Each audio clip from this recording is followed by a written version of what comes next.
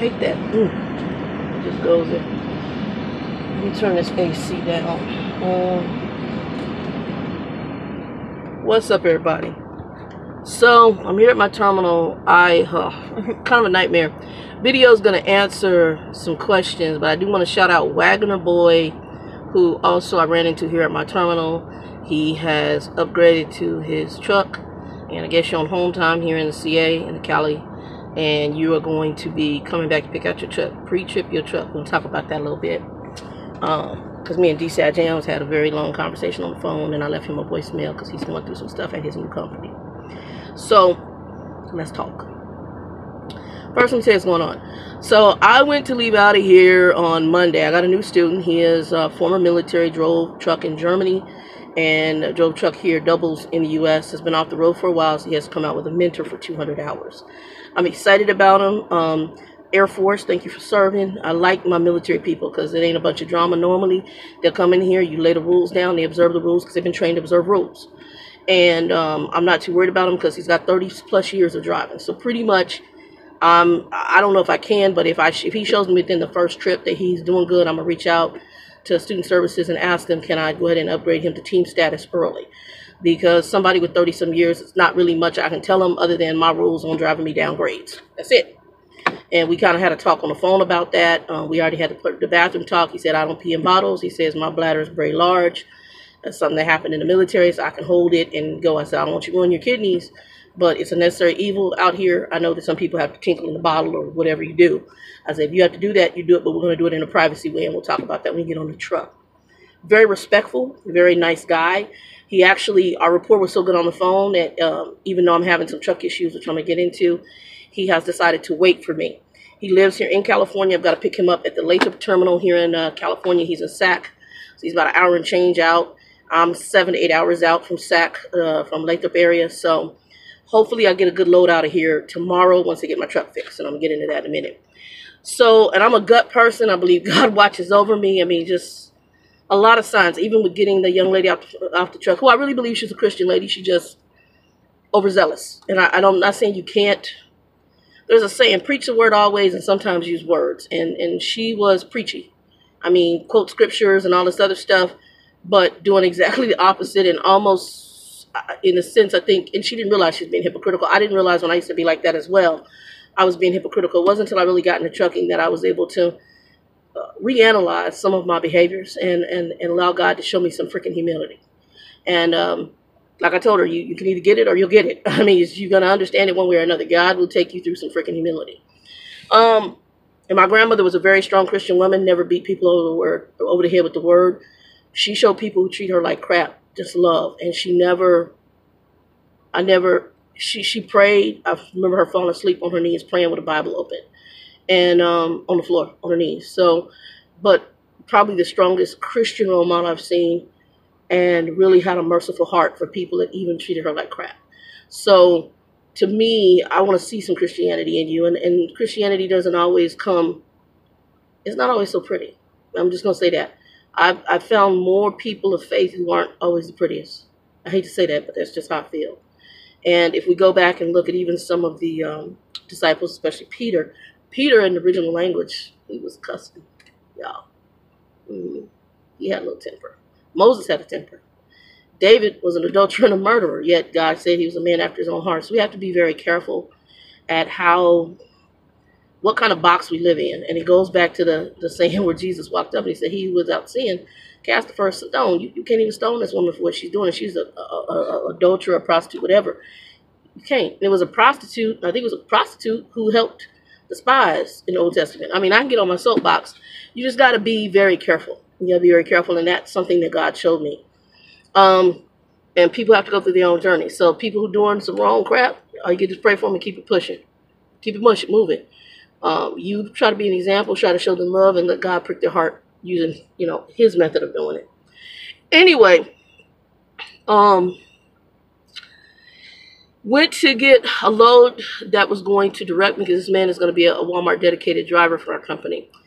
And went to go get a load that was going to go get him, and then we're going to go to Walmart up in Grandview, Washington, one of my favorite drives. They sent me over here to California to a And it said live load, but I've been there before. Normally it's not a live load. They have our empty trailers. They put them in the door. They load them. And then when you get there, you pick up the loaded trailer. So when I got there, they told me to empty it. And I was late getting there. And the reason I was late is because I got up at 9 something in the morning for an 11 o'clock load. Well, I was up before then. But by the time I started looking for trailers, it was 9 o'clock in the morning. A lot of them were red tagged. He was one of the guys working. He says, this was ready. He said, I just put a curtain up in it, a chute. And then he was finishing up on the reefer unit. He said, it's ready to go. It's been pre-chip checked, everything. He said, it's ready to go. So I took that trailer, but it took them forever to load, to put the trailer on me, to dispatch me on the trailer. And Mondays are exceptionally busy. So it took them till 10:30 to get that put on me. And then on top of that, I still had to go get load locks. I still had to go get a washout. I was supposed to be there at 11, and I knew it was going to happen, so I told them I'd be there at 12. By the time I left here, got to Petro, got through that fuel fiasco in Ontario to get the load locks,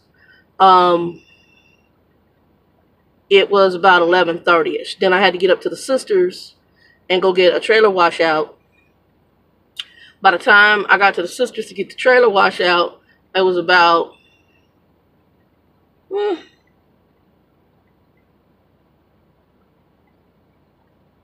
12:15 or so, something like that. So, actually, I'm gonna reach out to Aaron tomorrow morning. Lo and behold, I knew I was not going to get to the place I was going to get by 12 o'clock. So I was already at 11:45. So I sent a message saying I'm another late call. And what a late call is, just, it will make you so you're not late. As long as you tell them you're running behind and why, you won't be late. So, and they can also contact the customer. So I sent that over and I said, look, delayed due to waiting for trailer to be dispatched, waiting for a trailer, washout, and load locks. And so I sent that and sent it over. Got up in there at 12:45. Well, when I got there, they said, drop your trailer. It's going to be a hook. So they said, check in. And they told me to check in a different place, but I know they have one on the other side. So I checked in over there, talked to this dude. Dude said, hey, yeah, you're going to go to door 139. Your trailer will be there. Don't hook to it. Just get in front of it, and we'll let you know when it's loaded. So it wasn't even loaded yet. I get there, door 39, somebody else's truck in there. So I had to go back over to the drive around the building again, go talk to him. He says, oh, we'll kick him out a little bit. Well, a little bit was 2 and some hours later. Then an hour and a half later, so almost 3 or 4 hours later, they finally bring one of our trailers and put it in the door. I go in front of it, sit and wait, and another couple of hours go by, and another driver tells me that Monday, because everybody calls out sick, they'll usually only have half people there, so it's going to take forever. So by the time they come out at 6 o'clock, they're getting ready to load the reefer, and the reefer that they put in the door is throwing codes for my company. So I go ahead and send a message that the reefer has a problem, tell them to come pick the reefer up, and then they go and get another empty reefer, which happened to be the reefer I brought in. Thank you, Jesus, because it was fixed. That reefer, they loaded, and all it was some oranges. I don't think it was 15,000 pounds. It was light, going up to Walmart distribution center. So they don't complete that load until I leave the facility till well after 9, 10 o'clock at night. Okay, so I had been there from 12:45 till about 10 o'clock at night. So by the time was up, I only had a couple hours left because my day started at 8:39 in the morning. So at this point, I knew I wasn't going to go get him in Lathrop. I thought about trying to finagle the log to make it like a 8-2 split, but something in my gut kept telling me to go back to my terminal. Didn't know why. I just had that gut feeling. Always follow your gut, people. I'm going to say it again. Always follow your gut, people. Okay? Follow your gut. So at this point, I turned around and I tried to go to Petro because I thought initially it was going to be a heavier load. And I went to Petro because I was like, I'd rather be at a truck stop and get me a shower there. They got towels. It's not a bunch of drama. They got a restaurant and get me some breakfast in the morning. And couldn't find no parking. So I was forced, because my terminal was only 5 minutes from Petro, to come to the terminal. Got here, didn't really want to be in. There was back in, but I was like, I don't feel like, I was just tired. Because I had been up and down all day with that load. And just sitting there waiting for them to load and just working on stuff in the truck, getting ready for the next student. Lord Jesus. Get here, finally found a back, not too far from the shop, which is kind of interesting.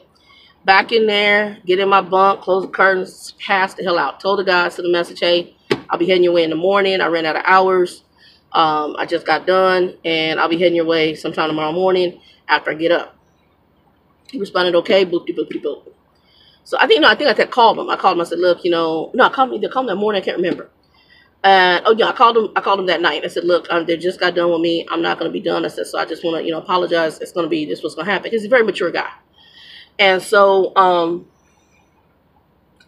he said, no problem. I can wait for you. He said, I just got a good vibe. He said, I can wait for you. I said, okay. So Northern Cal dude. Northern Cal folks is kind of laid back. They real cool. I like Northern Cal. They laid back. So at this point, Air Force too. Air Force guy. At this point, that means he's intelligent, because to get in the Air Force, you got to be Air Force and Navy. And I'm not trying to knock everybody else, but you got to have high intelligence to pass the test. At this point, I go and go to sleep. So I was really tired. I don't know why I was so tired. And I slept. I woke up. All of a sudden, I hear my truck. It goes thunk. It just cuts off. And my truck don't have an idle. So I'm like, get up, look, and the regen is on, and all the lights are on, all the check engine, red check engine, all that's on. So I turned truck on, tried to force the regen, wouldn't force. Frick. They're gonna have to clean this in, or they're gonna have to force the regen via computer. Tried about 6 times, it wouldn't do it. So dropped the trailer, started bobtailing over, stalled out about 3 to 4 times trying to get over to the shop, which ain't far. I mean, it really, literally ain't far. It's like right across the wall. Finally got into what they call the pre-qual lane, which is where you pre-qualify to what they need to do. Sometimes I can fix it right there. So I'm in the pre-qual lane waiting, and all of a sudden something said, hit that regen, and it kicks off. So regen kicks off real good, no problem. It runs for a while. The guy came over and said, what's going on? I said, well, I wasn't able to get the regen running, hit it about 6 times, and I said, and everything had stalled out. I said, now that I drove over here and I decided to hit it, it decided to go. He's like, okay, if the check engines don't go away, let us know, because it means that something else is going on. Said, okay. Every check engine light went off, way but one. So put me in the pre-qual. They hooked it up. They couldn't figure out what's wrong with it. So we have an in-house Freightliner group here that works with the Freightliners. They said, well, you go into Freightliner, the in-house Freightliner lane. Wonderful.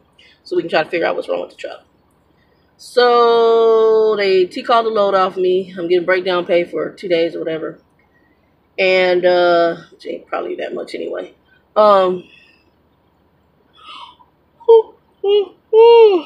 T-called the load off me. And I had to tell the guy, because I thought I was going to lose them. And somebody with 30-some years, you don't want to lose. That means they're going to drive. And it means it's going to be some good team money out of it. Because I want to get him on and off the truck within 4 weeks, because I'm going home. And so, turn around.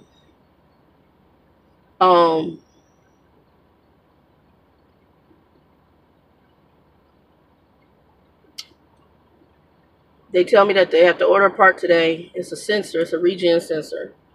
They put it in this morning. The regen sensor is bad. The part should be here tonight, but they ain't going to put it in until tomorrow morning. And then once they put it in, I get out of shop status. I need to get a load going up somewhere to Lathrop. And they're probably going to put me on Wally World loads, because he's a dedicated Walmart person, which I'm okay with, because I love Walmart. Some people hate one of Walmart DCs. I am not that one. I love Walmart DCs. I like Walmart DCs because they're organized. It's always the same method. Only thing that might be different is some of them give you these little buzzers and others call your phone. And you got free Wi-Fi while you're on their property, whether they're unloading you. Love it. Love it. So, hopefully they'll give us some loads, and then we'll get some good runs. And he's reefer, so I just show him reefer. He already know how to back. I'm like, oh, this is a winner chicken dinner. And, so I'm getting him. We've had some talk, but we're going to have more of a talk. I should have, probably maybe tonight I'll write up my things. If my driver manager's in here, I'll have her print out I'll send her an email to print out my trucker rules.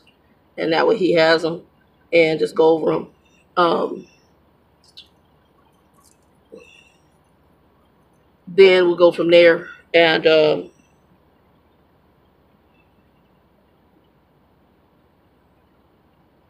yeah, so I've got a good vibe. If not, if this one go bad, y'all, I'm going to have a cocker spaniel. I ain't going to lie. I'm getting a dog. Okay. Other part of this video. So hopefully this all be fixed tomorrow. I'll be on the road, because I've been down now for, this is 2 days. Yeah, 2 days down. Yesterday and today. My knee's doing better though, because I stepped funky, so it did give me time to rest the knee. And now if I turn it in, it don't hurt as much. So it did do some healing, putting aspirin cream on it and stuff. All right, I'm drinking cherry juice. Cherry juice is a good inflammatory. It's good for gout, but it's also a good inflammatory. Tart cherry juice. I've been eating cherries too. All right, so let's get down to it. Today, DCIJams is graduated his company, and he ran into the newbie trucking drama, and he's pissed. And I just talked to another driver about some other things, and I'm going to tell y'all. Y'all do what y'all want to do, but I'm going to tell you how to handle some stuff, okay?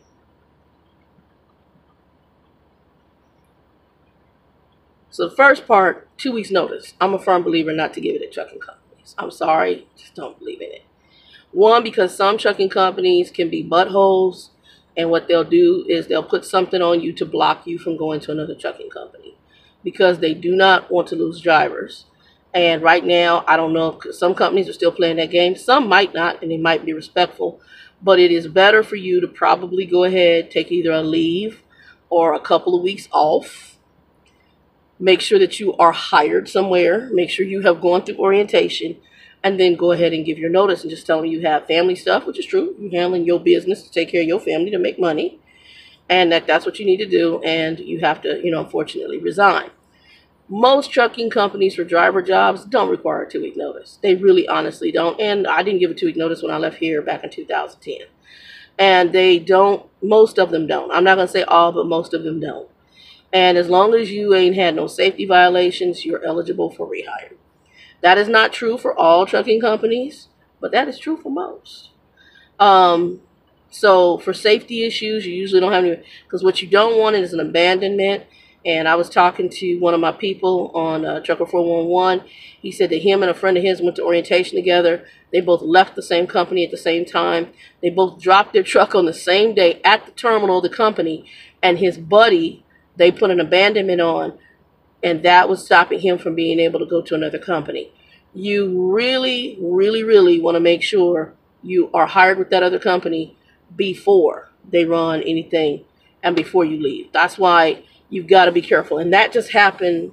I mean, I don't know how long he's working for the new company, but not that long ago. I mean, probably within 6 months or so. So that happened within the last year. Okay. So you just have to be careful. And I talked to a gentleman in here. He says, I'm hearing that it's not a good idea to give trucking companies a 2-week notice. No, it's not. It's just, I hate to be that way. A corporate job, yes. Trucking, hell no. And that's for my new drivers in this industry or people who don't understand the industry. It can bite you in the butt. And I had one company that tried to do that. I fought it, but the time to fight it meant I had to go back to a corporate job. Well, I did that, and it took me several months, and then I went right back into trucking. You have to be careful because they will do shady McLaughlin stuff, because especially if you have a driver with no accidents, no incidents, they ain't tore up nothing, they delivering your freight, you get along with, yeah. They don't want you going nowhere else. They try, and so they do the shady McLaughlin game to try to force you to stay. And if I can make your record look funky, or when the company calls me about you or gets referrals, I can say something funky. No, Now, don't get me wrong, they still have to check with the company, but normally if you put the right numbers down, don't give your driver manager, find out who the HR department is for your company. Usually when they contact them, all they can do is say you're employed from this time to this time. This is the pay that if they ask for pay, they can usually do like, you can put a ballpark what you make per mile. And they can say, is this person making this per mile? Yes or no. It's pretty much yes or no questions. That's my own management background and some of the HR training for management. So you need to find out who the HR department is for your company. Do not give your driver manager's information. Don't give anybody in dispatch. Find out who HR is and let them go through the HR, or if you have a job verification number. Other than that, don't give them your damn driver manager's number. Because if they call for verification, they're going to know you're trying to leave the company. So get the HR number and give that number. Okay? Feel me? All right. Second issue. You are brand new at a trucking company. You go through your externship, which is your over-the-road training with a mentor like myself for 200 hours, a trainer, whatever they call them. You go out there for 200 hours or whatever many hours you go. You pass all that, you graduate. All of a sudden, they say, hey, we're sending you to go get your brand new truck. Meaning brand new to your ass. Baby. Woo! That brand new truck might have 300,000 to 400,000 miles on it and might be a piece of crap. So here's the deal, people. Most people, when you first come in this industry and you don't understand it, you're thinking you're going to get some new shoe shine. You might look up and you might get it. You might not. But when you get there, what you've been told is going to be a whole nother story. You feel me? So you get there and all of a sudden, this piece of crap truck, and I've had a company do that. I had one of the companies I did, and I was going to leave. I said, look, y'all can have this. I'm not driving this. This is unsafe. There was oil leaking. I can smell the oil from the pan. The oil, I think, was on the brakes. Could barely stop the truck. They wanted me to drive it all the way to Missouri. I'm like, oh, hell no. I drove it to the Kenworth dealership, barely slid in there. And the guy from Kenworth, when he came out, he said, dang, that's a heavy oil leak. You can see the oil all inside the truck. It was disgusting. And so I was making arrangements to get up out of there. And the lady called me, because an experienced person. And she said, and I said, I can't even believe y'all sent me for this. I said, but I'm so good because I can go somewhere else. And I said, but I thank you for your time. She said, Shan, hold on. Let me see what I can work out. Called me back, and I went and got a brand new, it was an International? Have an International? I think it was a brand new International. I was driving a brand new International, and I picked it up in, they had originally had me go to Houston, and then they had me go to Lancaster. And out on their yard in Lancaster, I picked up a brand new International. Yes, I did. Yeah. Yeah, me and my dog. They rented a car and had me drive out. Yeah. So, I'm not going to say that's going to happen if you're a new driver, but I am going to tell you, you need to not accept unsafe equipment. And what you can tell them is, I'm sorry, I'm not driving this. It's unsafe. When DCI had drove the truck around, he said it was shaking. He could tell there was some, I think, say that, not the brakes, the shocks were bad. So probably his air brakes and shocks were bad. If it's shaking, and he described some things that told me that the truck was most likely in a rollover or some sort of accident. At that point, he should have said, I'm sorry, I'm declining taking this truck because it's unsafe. So for my new drivers, and when I talked to Wagoner Boy yesterday, we ran into each other outside of our terminal.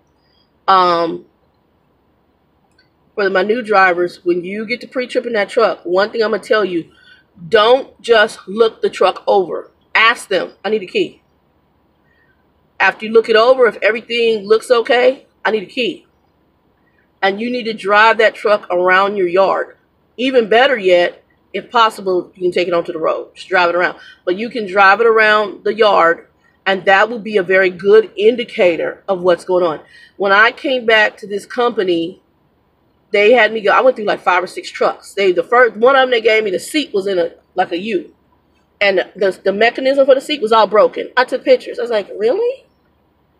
Oh, we need to get it to the body shop. You need to get the hell you want. I'm not accepting that. Then another one, it looked half okay. I took it around the yard, and the ABS system was on. If the ABS system is on, something is hugely wrong. Only time I ever see ABS come on is with a trailer, and that means there's usually an issue. Okay. The next one I had, as soon as you stopped it and parked it, all the air would just come out of it. And when you start it back up, the alarm would be on. That means there's something going on with your air system. I finally got to this one that I'm in right now. It was pulling right. So all that was a alignment issue that I could tell. If there's somebody worse. And they put a new tire on it in Phoenix, dumb Hines, and it's still pulling right. I mean, that helped it not pull as much. I finally got it here to California. They did a half butt alignment. And then finally, another solution for alignment, take the truck and try to bump up against the curb. And that might knock the alignment in. I did that. Yeah, I did. I bumped it to see if I could knock the alignment in. Helped a little bit more. But worst case scenario, when I get to Phoenix, I'm going to send a Freightliner because I'm going to have to also need to check the AC system. But I'm not going to do that right now. We're going to run this truck until I get home. So, that is a heads up of just some of the things that I would recommend if you're coming in. Make sure you do a good pre-trip on the truck. If they give you a piece of crap, you do not have to accept a piece of crap. If you tell them it's safety, the first thing you do is say safety. Safety. You know, it's not safe to drive. It's shaking. Give every possible detail. I'm seeing the shocks are bad. Do a full DOT inspection that you can do, that you were taught to do, and tell them why you won't take the truck. At that point, they need to make arrangements. And the question is, do you need to move freight? If they still want to give you a piece of crap truck and you want to lose a driver that you just spent all this money training, and then that's on you. There's plenty of companies, once you have your CDL, that unfortunately you have to go back out with another starter company and do another externship. But there's plenty of companies that'll take you that you might not have that experience. So, and the company he's at, I told you on my video, I wasn't with them long. And I probably could have told you behind the scenes, because I was at that company, DCI. I probably could have told you behind the scenes what you found out. But, you know, in a sense, it's a good thing because you're learning the game. And trucking has some game, quite a bit of it. And they wonder why they're driving shortage, because the game is old now. And human beings are not about the BS. And if they ain't got to be out here over the road doing this lifestyle and putting up with your dumb, then they ain't going to be out here. No, they're not. And so they're going to do this in the middle finger and call it a day. And they're going to go somewhere, drive a bus, train, you know, something else, drive Uber, and be home in their bed every night. They ain't going to be out here for chump change. I had one guy in there talking about some of his checks have been $300-$500 and he getting ready to leave. He told driver manager, oh, well, let's see how it goes. Well, no, we don't need to see how it goes, because you control the fact that I'm not making that much money. So since you control the fact that I'm not making that much money, I can go somewhere else, you know. And so, you know, and he said, I wouldn't give no 2-week notice. What you want to do is see if you can take you a leave and go do some job searching. If you got a job, go through your orientation, get all that done. Then, once you know you're in, wait a little bit, make sure it works for you, and then notify them, thank you for your time. You know, got family stuff. I need to handle some private stuff. You ain't got to tell me at the other company. Ain't none of their damn business. It's trucking. Because if they decide to fire you, they can fire you anywhere in the country, and then it's you got to figure out how to get home. They don't give a damn. So you got to kind of take on that attitude too in handling your business. I hate to be like that, but that's the reality of trucking. And love it, lump it, or leave it. It is what a TI is. Anyway, I don't know what else to tell y'all. I think that's it. Oh, for the Trucker411, to my Trucker411 group, DCI, I'm going to just take over your Saturdays for a little bit. I had so much going on with the broke down truck and just tired. I mean, the Nigerian chick wore my behind out. Shalom, I'll figure it out. I don't know how she's doing. You know, God bless her. I'm wondering if it's going to work out with her next trainer. If she don't change that attitude, that know-it-all stuff, and I'll work it out. And, yeah, and get over 25 miles an hour on that freeway. And then night driving, because some drivers will tell you, like mentors, I don't drive nights. You're going to drive the nights because you're a student. I'm not that way. I would prefer to drive the nights because I just feel safer if it's somebody brand new. But then it does concern me when I have students that can't do any nights. I'm sitting in the seat, and by the time it gets to evening, they can't do it. I'm like, so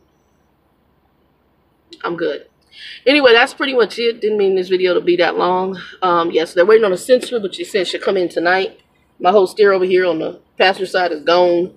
I came up on the driver's side, threw my bag up, and hauled my fat butt in the truck. I had some tacos, but I may have cherries, and hopefully if my chicken salad's okay, because my cooler, that's what I'm getting. I'm getting a different cooler, y'all, by the way. I'm going to go ahead and drop the dime. I think I'm getting me a Dometic freezer fridge cooler. And my cooler, unfortunately, it goes off when the truck is off. So hopefully everything stays cool inside of there. We'll see. But yeah.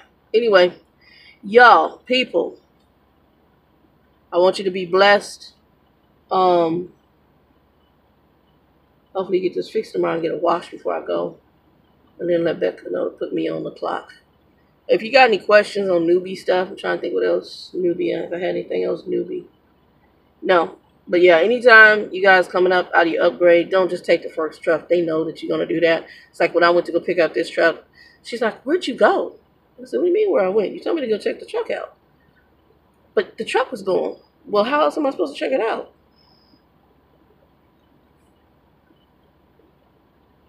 Y'all better get in that truck and drive that crap around and find out what they're giving you. I'm just saying. Don't look at the shoe sign. Don't look at they washed it. They went in there with some Armor All. They vacuumed it, wiped down it.